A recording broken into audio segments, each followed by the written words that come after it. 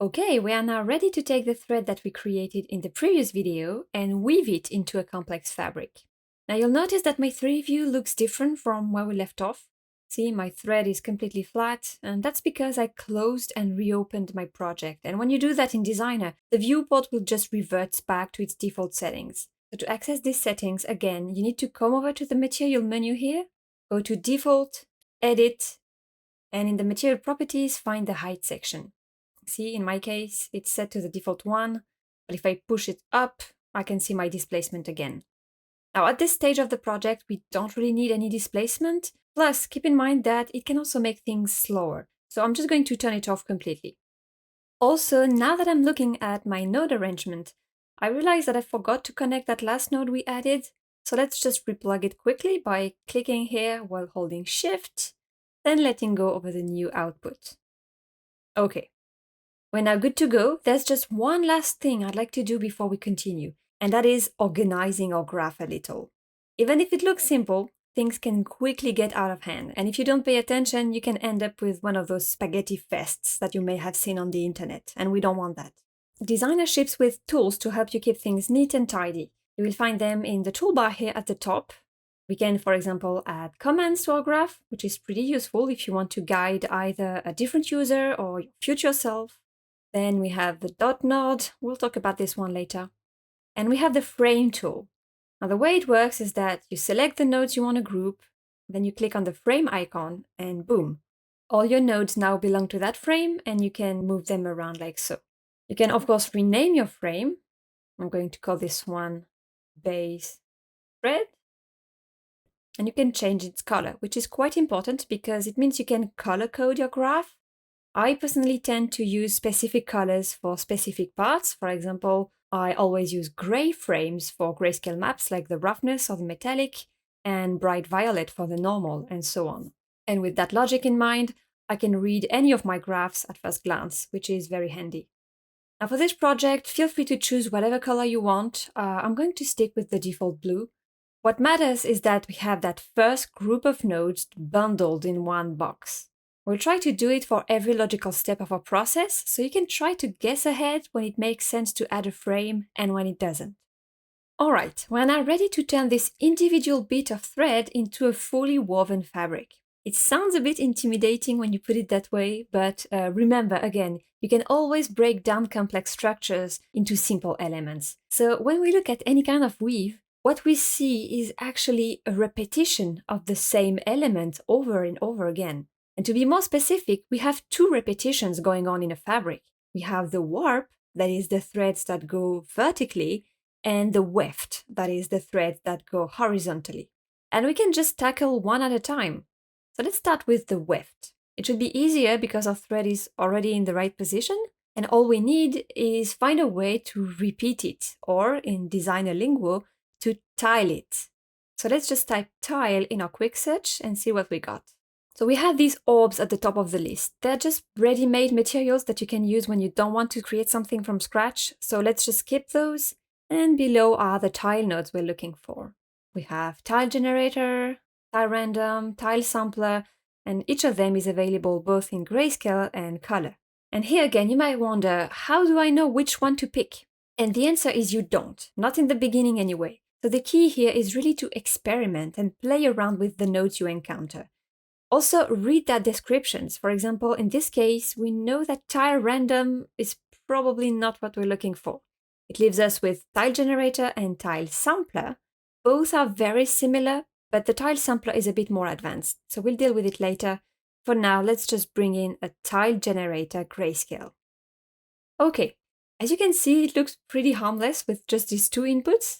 We have a pattern input and a background input, and we won't use that one much.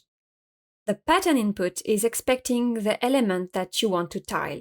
So in our case, it's the thread. So let's just plug it there. All right, let's talk about the properties first, because as you can see, this node has lots of them, and it can be a little overwhelming at first. So I'm just going to collapse all the different sections so that we can tackle them one by one. So at the top of the list, we have the X and Y sliders that let us choose how much we want the pattern to be repeated in both axes. They are clamped to 64 by default, but as you now know, we can always dial in any number we want. For now, let's just keep them at 64. Next is the pattern section.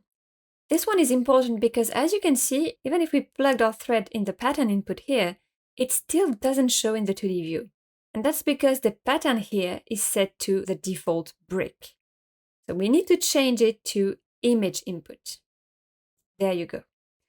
We can leave the rest as is, so let's scroll down to the size section. This one is a bit more tricky to navigate because you have all these options. We have middle size, interstice. You can skip those at first and focus on the scale because it's the most familiar. It just resizes the pattern uniformly like that. Now you see that as I make my threads bigger, they start to overlap, and it's giving me these weird bright intersections that can be annoying. And that's because by default, the tile generator blends patterns in add mode. If you want to change that, you need to come over to the color section and change the blending mode to max. All right. Now the repetition we have right here is still missing something. All the threads are perfectly aligned, and this is not how fabrics work.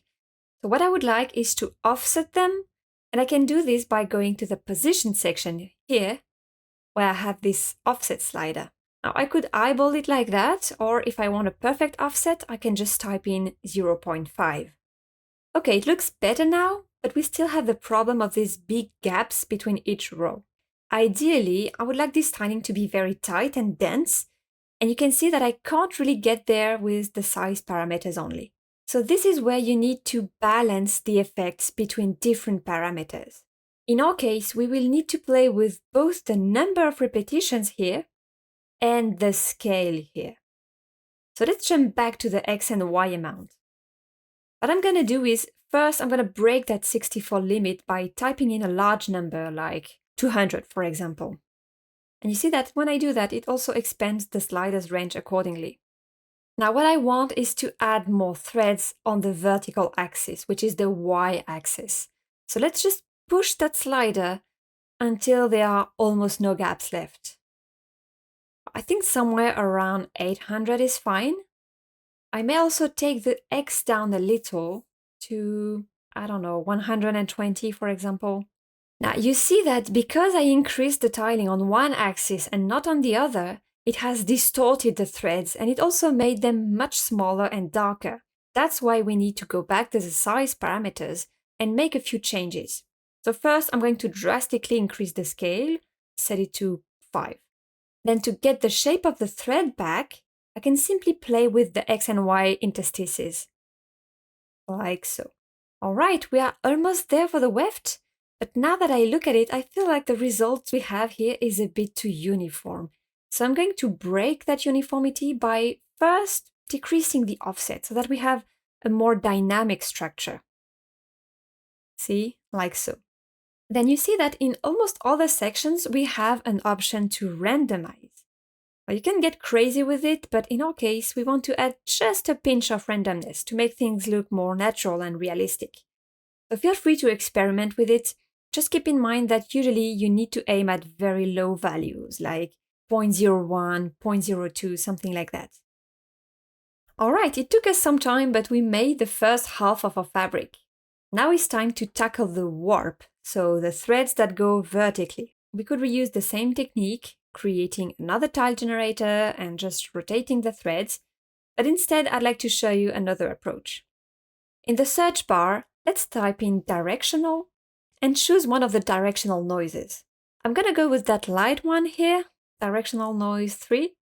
If you zoom on it a bit, you will see that it looks a little like wood fibers, right? With these thin strips going all in the same direction. That's exactly what I want.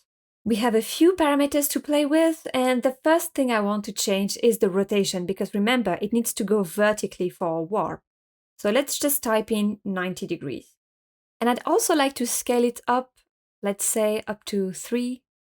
Okay, so it doesn't really look like fabric yet, but with a few adjustments we can make it work. So one thing stands out in particular. When I zoom out, you see we have these large luminance variations, like this light patch here, these darker areas here. And I just know by looking at it that it's going to make our hide look very grungy and not very textile-like. So I need to somehow remove these large variations while keeping the details sharp. And to achieve this, we will use a very handy node, that is the high-pass grayscale. This node is great at removing large-scale variations. See, when I compare the two, these big blotches are completely gone. And we can push the effect even further by reducing the high-pass radius to, 0.2. Okay. So we got rid of the main discrepancies, but we also lost some contrast in the process. To get it back, I'm going to use the sharpen node. So let's just bring it in. And there you go. See how it makes the edges pop out? Let's just soften it a little, maybe somewhere around 0.6. Perfect. And you see, with just two nodes, we went from this sort of lumpy directional noise to something nice and flat with the high pass, yet full of details thanks to the sharpen. This will act as our warp. So we now have the two halves of our fabric with our warp here and our weft here. And all that is left to do is to bring them together. And for that, we will use, of course, a blend. So let's take our warp first and hook it to the background. Then take our weft and connect it to the foreground. Now we need to think about the blending mode, because right now we're in copy mode. So that means the weft here just overrides everything. What we want is for the warp to show up in the darker areas of the weft. In other words, when the weft threads sink in, we want the warp threads to come out. There is a blending mode that would be perfect for that, and that is the max mode. You may know it as lighten. This mode essentially compares the two inputs and keeps the lighter values. But for some reason, we still don't see a warp. Can you guess why? Just look at the two images we are blending. Again, we are telling the blend to display all the pixels in this image that are lighter than this image. But you see that there are no such pixels. Our weft is just too dark and the warp is just too bright. So how do you think we can fix this? Take a moment to think about it. The solution is to modify the grayscale values of one of these two, using levels, for example. We could either darken the warp or lighten the weft. I'm going to go with that first option. Now I could just go on the side here, add my levels, then reconnect everything. But what I can also do is select the connection so that it's highlighted like that, then press spacebar and select the levels here. And if I do that, it will automatically add the levels to the connection. So I don't need to replug anything. Alternatively, if I want to remove a node, there's two ways I can do it. I can simply select it and press delete, but if I do that, it will also break the connection. Or I can press backspace and it will just remove the node while keeping the connection. Pretty handy. Now I can adjust the levels to make the warp darker, and to see more clearly the effect of what I'm doing, I'm going to double-click the blend itself to preview it in the 2D view while playing with the levels.